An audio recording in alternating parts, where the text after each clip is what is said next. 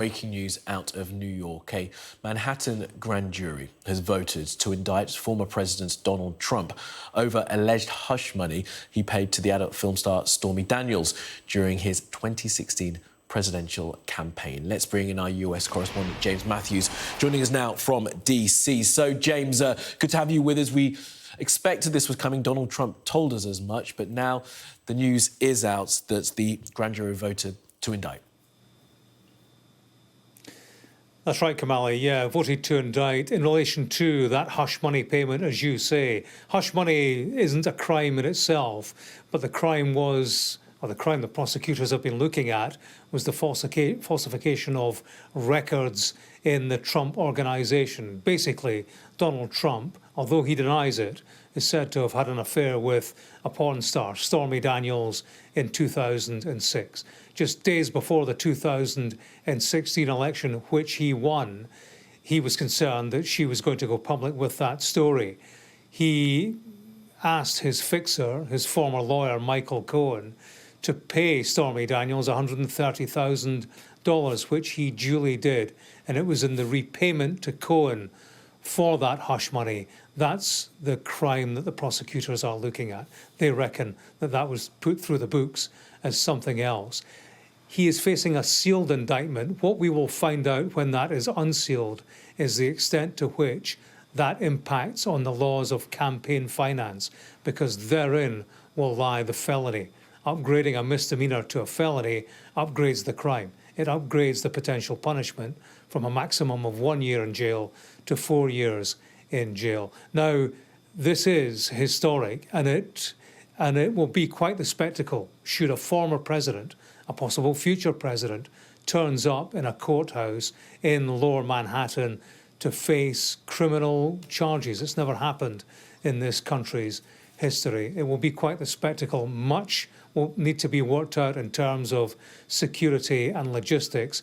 But to all intents and purposes, the Trump camp say they're quite happy for him to appear much as any common criminal does in that building in New York's Bowery, to be fingerprinted, to have his mugshot taken. Indeed, they see a positive political impact in this. Trump himself, you'll remember, he was the man that 10 or so days ago put on his social media site, he was the man that said he was going to be arrested. On the back of that, he raised more than $1.5 million in funds. It stirs the Trump base for him to be portrayed as the victim, and that's how he clearly intends to play this, as a political witch hunt, as a weaponization of the justice system. Don't forget, Kamali, this is not the only aspect of legal jeopardy that he is facing. Indeed, this indictment will be the least of his worries, possibly, when you look at the other potential charges. There are investigations into alleged attempts to overturn the outcome of the 2020 election in the state of Georgia, an investigation into his role in the January the 6th insurrection, also investigations into the mishandling of classified documents at his home in Mar-a-Lago in Florida. So he's a man who, is carrying a lot of legal freight behind him, and it opens up this discussion into how somebody in that position can proceed towards a presidential campaign. But it's remarkable. It is historic.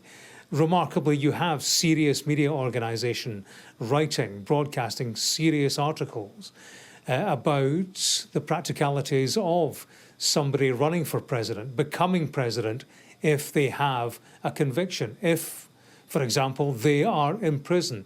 Absolutely unprecedented, but that's where we are with Donald Trump and the circumstances in which he finds himself, the circumstances that he finds himself staring down the barrel of what is a serious criminal charge that will seriously hamper him in terms of his future ambitions.